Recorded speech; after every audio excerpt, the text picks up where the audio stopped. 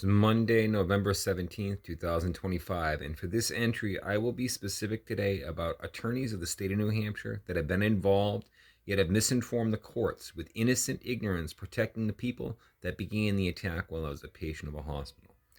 Today, attorney Earl Carrel is the name of the person that Monadnock Developmental Services was able to successfully get involved after I was unlawfully evicted from my home, 67 Summer Street in Peterborough, and I have been asking MDS for years of assistance. I had found a check that Roger Francis LeComte wrote to himself from my bank account in the years I don't remember and instructed me to sign it. This was supposed to pay off the mortgage of my home. He cashed that check and then came back and had me sign something, knowing my impairment and my cluelessness, that I was agreeing that I owed him money on the house. So whatever he had me sign in those years, I can't remember. In the form of blindness that I have, I still can't remember what I signed today, hence the need of modern technology. Attorney Earl Carrel came into the picture when Monadnock Developmental Services had filed for emergency guardianship. So I was released from the hospital in 2015 as my own guardian, while my medical condition was being hidden from probate court by Roger LeComte, the court-appointed guardian at the time.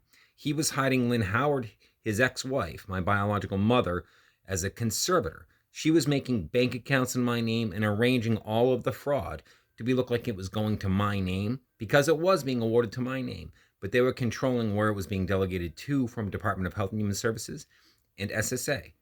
They kept all of this concealed, yet told the courts I was normal, had me sign all these things so it looked like on paper when they were filing to courts after release from the hospital that I was a competent adult agreeing to what they had on paper. This is how they stole my 3-bedroom home, insurance settlements, liquidated the business, and ongoing SSA fraud, as well as Health and Human Services funding of acquired brain disorder.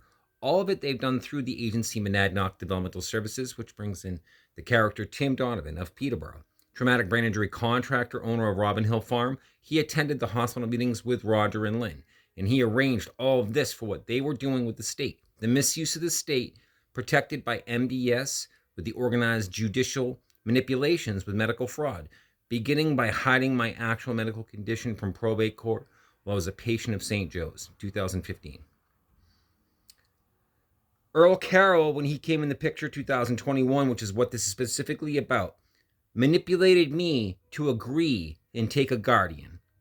The reason why I agreed to have a guardian in 2021 upon Earl Carrel's suggestion, this was following the first neurological evaluation. No neural eval was done while I was the patient of a hospital and my medical condition was concealed.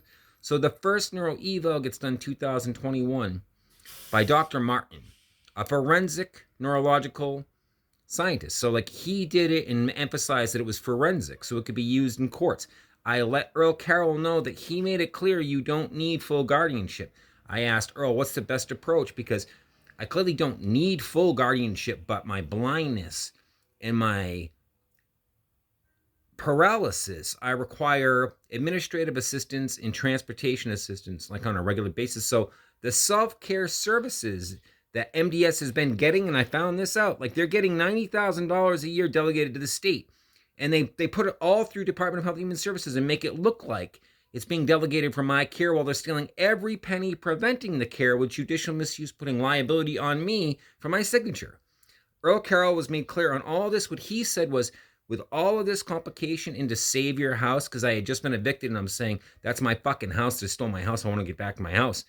He said, agree to guardianship and the guardians will take over that and they'll get the proper legal representation so you can get back to your house and address your parents that stole everything. In the fraud and MDS neglect, all these things, you can get help if you agree to guardianship. I even explained to him that I had been represented by Morgan & Morgan and the sudden guardianship seems suspicious. Why, when I'm suing MDS represented by Morgan & Morgan, is now MDS suddenly saying, oh no, he needs a guardian. And then Earl Carrel saying, oh, you should agree to that guardian because they'll help you get the attorneys to take care of this mess.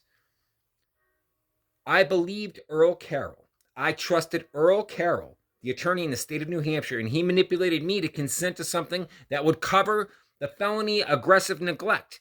and attack by my blood parents, misusing the courts, covered by Monadnock Developmental Services, traumatic brain injury contractor involved since injury date, Tim Donovan of Peterborough. Earl Carrel set it up so that it would be this continued mess 4 years later. Instead of doing the lawful thing and addressing my blood parents that attack while the patient of a hospital for a multi-million-dollar theft. Instead, Earl Carrel chose to help them with the attack and the death of my daughter and protecting them to this day through HUD. So that's what New Hampshire attorneys have proven with documents. This isn't something that I'm imagining or venting about. I'm learning each day about the timeline of documents they have filed, misusing the courts with medical fraud for theft of Health and Human Services funding, on top of 3-bedroom home insurance settlements and SSA. They're employees of the state protecting attorneys like Earl Carrel. That's helping people like Roger, Lynn, and Tim attack patients of hospitals for theft of their homes and the federal government. If this isn't something that's worth getting upset about, then really what is? We're talking about our impaired citizens under attack by a collective organization, tax-funded and trusted in the state, misusing the courts, and the attorneys doing it reveal themselves and say, I'm immune because I'm connected to New Hampshire, and the courts protect us as we dissect people like you for theft of federal funding. So why do we say, okay, that's okay, Earl Carrel, go back to work? This is what I would have to say today without any F-bombs.